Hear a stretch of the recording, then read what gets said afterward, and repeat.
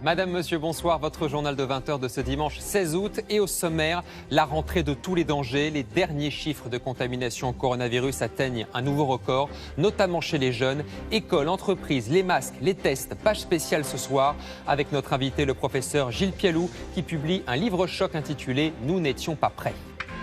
L'Amazonie brûle à nouveau, plus de 10 000 feux enregistrés depuis début août. Principale cause, la déforestation. Avec le soutien du gouvernement, cette pratique continue de s'accroître. C'est une vidéo vue les millions de fois sur les réseaux sociaux. Derrière un personnage caricatural, une promesse, devenir trader en quelques leçons et gagner beaucoup d'argent. La réalité est beaucoup moins réjouissante. Ils sont nombreux à être tombés dans le panneau. C'est l'enquête du 20h. Grand format ce soir à Split, deuxième ville de Croatie, un site romain unique, un musée à ciel ouvert et des petites rues quasi désertes en cet été si particulier.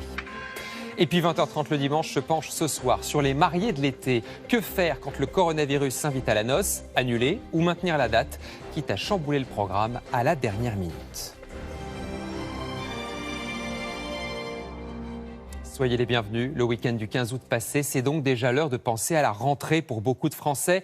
Et c'est une reprise de tous les dangers qui s'annoncent. Un chiffre est venu hier confirmer la crainte des autorités de santé quant à une possible reprise de l'épidémie de Covid, celui du nombre de contaminations en 24 heures avec un record. Parole de Français pour commencer.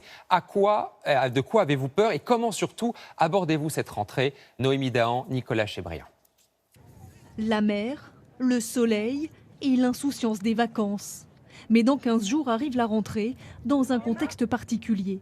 Alors comment les Français envisagent-ils le mois de septembre? Nous leur avons posé la question.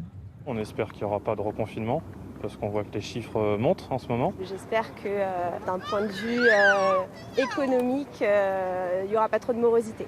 Je me posais des questions, oui, sur le fait de pouvoir reprendre mes activités habituelles. Première préoccupation, la santé. Face au regain de l'épidémie, un sondage IFOP pour le journal du dimanche révèle que plus de la moitié des Français est inquiète. Quand je sors de ma voiture, je mets du gel. Quand je sors les magasins, je mets du gel. Par rapport au Covid, j'aimerais bien que mes enfants ne l'attrapent pas, par exemple. On essaye, nous, de prendre les mesures nécessaires. On sort peut-être aussi un petit peu moins dans les magasins, les grandes surfaces et là où il y a beaucoup de monde. Autre source d'appréhension, le risque économique. 29% des Français redoutent les conséquences d'une nouvelle crise sur l'emploi. Ça fait 3 mois là, que l'économie est un peu sous perfusion. J'ai peur que ça s'arrête et que les sociétés, beaucoup de gens parlent de plans sociaux, etc. Et cette question, quelles seront les nouvelles règles appliquées en entreprise? La ministre du Travail souhaiterait rendre le port du masque obligatoire. Il y en a qui ne peuvent pas le supporter, mais la santé passe avant tout pour moi. Je préfère être en bonne santé avec un masque en papier sur le nez. Une prudence souhaitée par 41% des Français qui font confiance au gouvernement pour faire face à l'épidémie.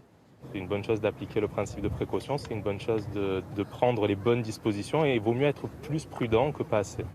Entre espoir et inquiétude, les Français ont encore envie de profiter de leurs derniers jours de vacances avant une rentrée pleine d'interrogations. Et au cœur de ces interrogations, justement, la rentrée scolaire prévue dans 2 semaines. Certains élèves ne sont quasiment pas retournés en classe depuis 6 mois. Alors, dans quelles conditions la rentrée peut-elle s'envisager? Question sur le masque et la distanciation entre chaque élève. Des points encore loin d'être tranchés définitivement. Marie Justet et Morgane Tréguette. C'est une question qui occupe la fin des vacances. À quoi va ressembler la rentrée scolaire cette année? Un peu plus de 2 semaines de la reprise. Pour beaucoup de parents, c'est encore très flou. On n'a aucune information sur la rentrée, donc on ne sait pas comment ça va se passer pour les petits. Aucune communication de la part de l'école. Je pense qu'ils attendent peut-être eux-mêmes les informations du rectorat et tout ça. Donc pour l'instant, on attend. Il reste encore 2-3 semaines. Seul repère aujourd'hui, ce document de 7 pages publié par le ministère de l'Éducation nationale en juillet. Il prévoit notamment le port du masque obligatoire dès l'âge de 11 ans, si les gestes barrières ne peuvent pas être respectés. En revanche, la distanciation physique n'est plus obligatoire. La mesure phare principale est le port de masque systématique, associé aux gestes barrières et à l'hygiène des mains, mais que finalement la distance physique d'1 mètre n'est à respecter que lorsque je peux la faire, ce qui va permettre en fait dans les universités, dans les écoles, d'accepter finalement le plus d'enfants. Un assouplissement des règles, pas forcément bien vu des enseignants. Il nous faut dans les écoles des mesures